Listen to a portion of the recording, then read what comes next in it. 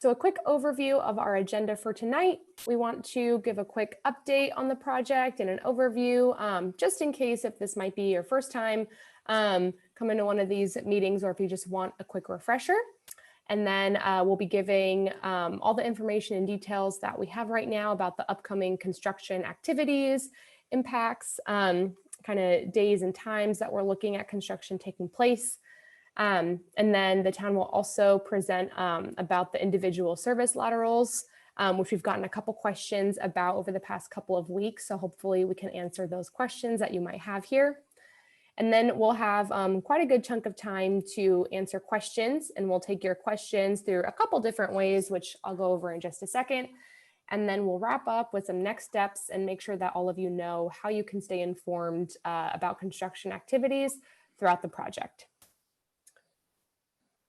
So real quick, before I turn it over to the team to start talking about the project, we're going to keep everybody muted for right now, just to limit background noise. I know for me, sometimes my dog will bark, so I like to keep myself muted to keep any background noise from distracting us from the presentation. But we absolutely want to get all of your comments and questions and feedback that you have. So during the presentation, at any time, if you have a question or something that you'd like to share, you can do that through the Zoom chat box, which you see on the screen here. There's a couple different ways to do that. And then during the Q&A session, we'll go through each person's questions and answer them one by one. And if you'd like to ask your question verbally during the Q&A session, you can let us know by using the raise hand function here in the Zoom. Or you can just let us know in the chat box, I'd like to ask my question. And then Emily from our team will help unmute you, and then we'll call on you so you can ask your question that way. And then after the meeting, if you think of any other questions or you just like to keep in touch, you can reach out to us through a couple different ways, which we'll go over at the end of the meeting. But Stephen is here with us, and hopefully we should be able to get to all of your questions. Okay, so with that, I'm going to turn it over to Stephen. Okay, thanks, Nicole. I think a number of you have recognized names. I've talked to you before. I've been presenting this group a couple times on my own, so I'm not going to spend a lot of time on project overview, but I did want to hit a couple highlights for folks.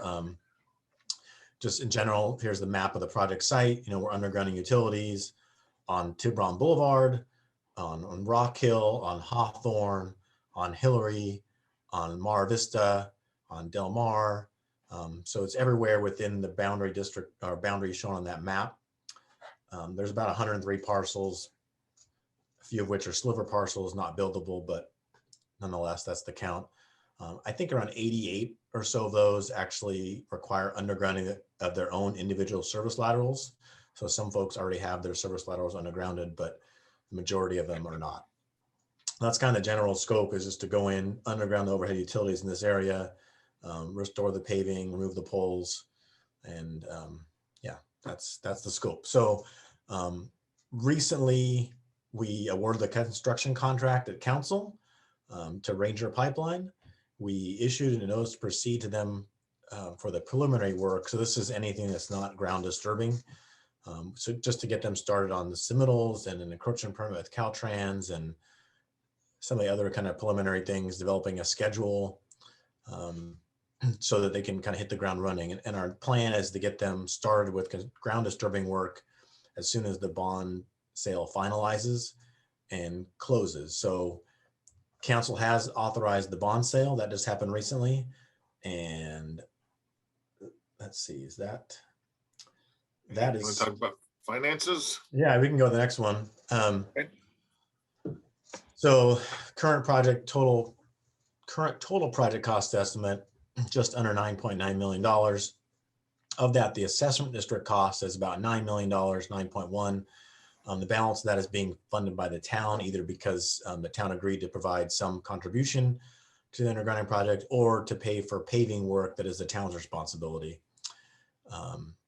As of a couple weeks ago, we had prepaid assessments of $1.3 million roughly. That includes the first prepayment period plus this most recent prepayment here that just closed. So the approximate bond issuance is $7.6 million. I say approximate because it is dependent upon actual financing costs, actual interest rates, whatever terms get fleshed out. So we did post some estimated annual payments based on those numbers. There's a link there. It's kind of long and hard to write down, but if you go to the town website and go to Public Works, on the left-hand side, there'll be projects and you can see Hawthorne Undergrounding project there.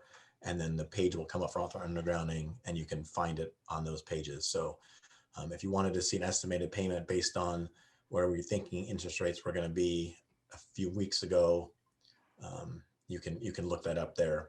Now the final amounts and the actual payments are going to be determined after the bond sale, which is happening tomorrow. So we expect the bonds will actually be listed for sale tomorrow and go through that process with the underwriters and everything.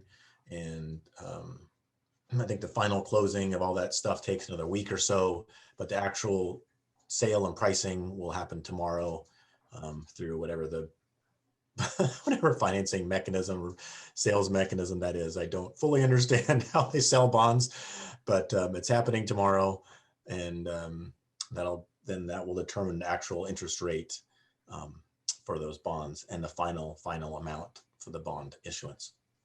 And that is about all I wanted to go over, Matt. I can let you go back and talk about construction items and timing and all that. Great. Thanks, Steve. So good evening. My name is Matt Vale. I work for Coastland Engineering. I will be acting as the resident engineer during the construction project in terms of the administration of the contract and the communications directly with the contractor and kind of a liaison between the community and the contractor. We will also have on site a construction inspector. He wasn't able to join us tonight, but his name is Stuart Ayers, and Stuart will be circulating through the neighborhood and observing the construction work, and will be available for questions. And obviously, one of the tools we're going to bring is, and we found very effective in working with AIM, we've produced, it's a business card that has contact information regarding the key players and the project. And so as Stuart circulates through the neighborhood, and or if you happen to come across him in the neighborhood while they're working, ask for a card, and Stuart can provide you with the contact information regarding the project and so on. But we think it's a really good tool to provide you with some points of contact as the construction goes on. And so talking about the timeline, we anticipate starting construction on June the 9th, and that will start with pothole investigations of existing utilities and making sure we're not having any conflicts. We'll be out doing the staking of the right-of-ways and things like that. The project duration is 150 working days, so that's a 5-day work week. So we anticipate completion mid to late January of next year. And I mentioned one thing I wanted to bring to everybody's attention. We're going to take a holiday pause, and I think everybody will appreciate this come holiday time. We will pause construction activities from the 24th through the new year, because obviously, if everything goes well, you will be having visitors for Christmas, and so we're going to try to not disrupt that holiday. Just a matter of the hours of work. Construction activities are from 8 a.m. to 5 p.m. They may, depending on the activity, sometimes it may run long if there's not a good stopping point. So those are the guidelines. They're not the hard fast. We don't want to leave a mess in the street. So if we have to work till 5:30 to clean up, we will do that. To talk about the timeline and the sequence, as I mentioned, we anticipate mobilizing to the site, and that means the contractor will bring out equipment. We'll be setting up a yard and a trailer over at Blackie's pasture in the gravel parking lot. It's where they'll store materials and other things. They'll be doing construction surveying and layout of the various alignments of the conduit and underground vaults. Phase one, and this is subject to change somewhat, but the first order of business is to work from the top of Rock Hill Road down the hill to Del Mar. Then we'll work down the next section of Rock Hill to Hillary, and then kind of work the side streets, Hillary and Maria, and then Hawthorne Drive.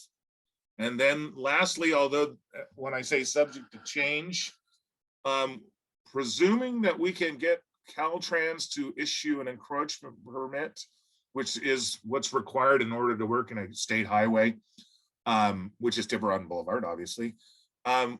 We need that encroachment permit. So we will probably resequence Tiburon Boulevard depending on when we receive that encroachment permit from Caltrans. So that is somewhat subject to change.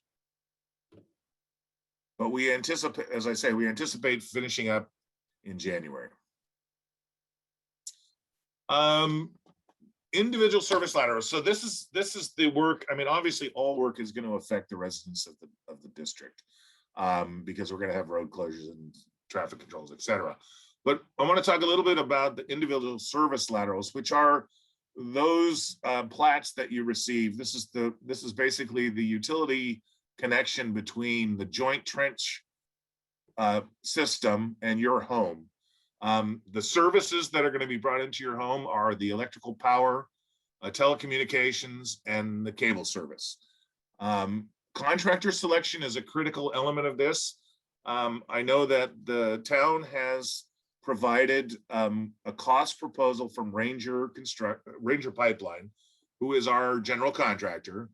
You are not obligated to hire Ranger. You're free to hire any contractor that you can obtain a cost proposal from. That is an important decision that you need to make in the coming weeks and month in order to get a contractor under contract, and so that we can proceed with the lateral connections in a timely manner, which comes to the sequence of those completions. We need to have the service connections completed by early December because PG&E needs to then come in and do a switchover, which is basically pulling in conductors and energizing your sub panel in your home and all the other utilities. But that requires that all the conduits to your home are in place. And so there is going to be a deadline for that. And we'll keep you posted. We'll have the contract schedule on the town's website as part of the information that's available. The photographs here I'm sharing are from a recent project that Coastland completed. And this may not be typical for your home, but I just wanted to kind of illustrate what you might anticipate having happen on your property. We are going to have to trench across, or your contractor will have to trench across your property. And then if you enter into a contract with someone other than Ranger, I would suggest that you have a clear understanding about site restoration, because that's really, the construction will be temporary, but the restoration of your property is something you will, have to live with for a while. So just as you enter into those negotiations, just be aware that you really want to make sure you have a clear understanding with your contractor regarding the restoration of your property. The frequently asked questions, we will be maintaining a page, and will be specific to the service lateral connections with questions. And we've collected, I don't know, Nicole, how many? About 11 or 12 questions so far, and we've tried to come up with an answer for each of those questions. And it has to do with, what are my options with regards to the contractor? Can I change the alignment? Can I upgrade my utility? And so on. And so we've tried to answer those questions as they've come in, and we will field additional questions as they come up. So if you have a question, you can communicate. When we get to that portion of the presentation, we'll present a couple of ways in which you can communicate further questions that you may have about your service connections. What to anticipate with regards, as you're probably all aware and maybe somewhat concerned about, is there will be impacts as a result of this project, and we will do our very, very best to mitigate those, but we will be using heavy equipment to trench down the streets. Those activities generate noise. So we will ask for everybody's understanding and patience. We will have street closures. As I've noted kind of here on the right-hand side of the screen, this is our traffic control plan for the project. And there's kind of two means of closures I've tried to illustrate.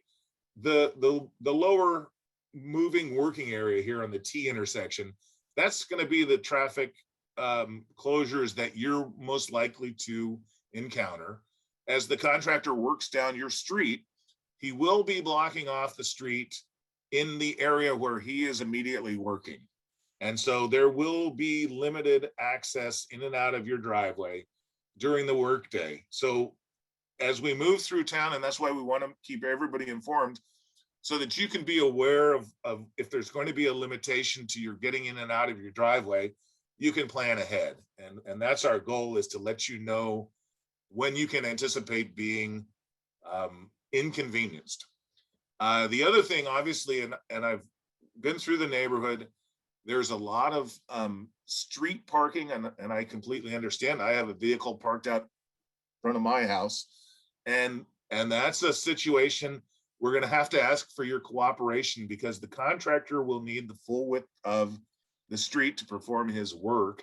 And so we will be posting no parking, no side parking in front of your home for the duration of the work in front of your home. That's not to say it's going to be for the duration of the project, but certainly as we move down the street, we will need both sides of the, both curb lines in order to work. So we will put these notices out. We will have door hangers, and we will give you as much, well, I want to say this, the 72 hours is not, we're not going to post your street a month ahead of time. And I've communicated this to the contractor. The intent is to give you 72 hours advance notice. And if that changes, if the contractor says he's going to start on Monday and something happens and he starts on Tuesday, that 72-hour period restarts. And we want to keep you informed of when the work is actually going to happen in front of your home, not just this rolling no parking prohibition in your neighborhood. The other thing, and I kind of brushed over it, there will be a closure of portions of Tiburon Boulevard. So we will be detouring traffic, and that's the traffic control plan that you see in the upper right. We will be moving traffic on 132 through the neighborhood, and there's just, unfortunately, there's no way around that. So I just wanted you to be aware of it.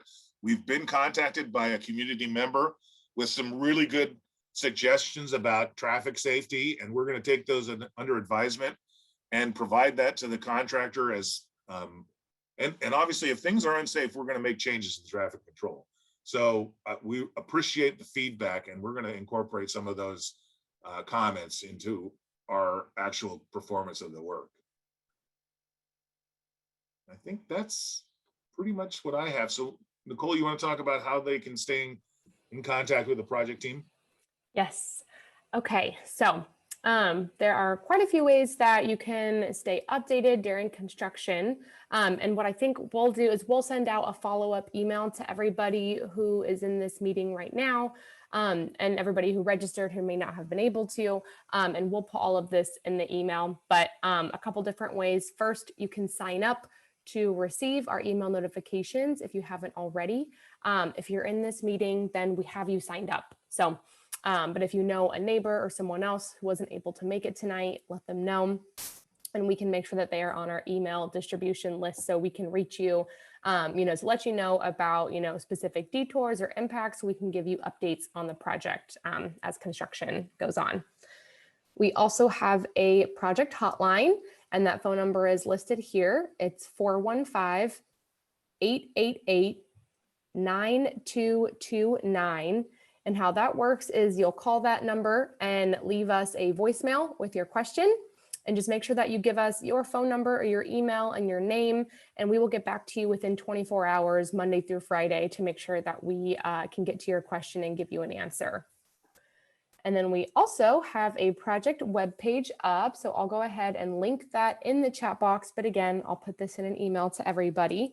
So you should just be able to click that link. So we'll be posting updates. That webpage is where we'll post the presentation from tonight's meeting, as well as a recording. And Matt also mentioned that we're going to be putting together that frequently asked questions sheet. So we'll have that on the webpage as well, along with updates throughout the project. So that'll be kind of your one-stop shop if you want to go there to figure out what's happening.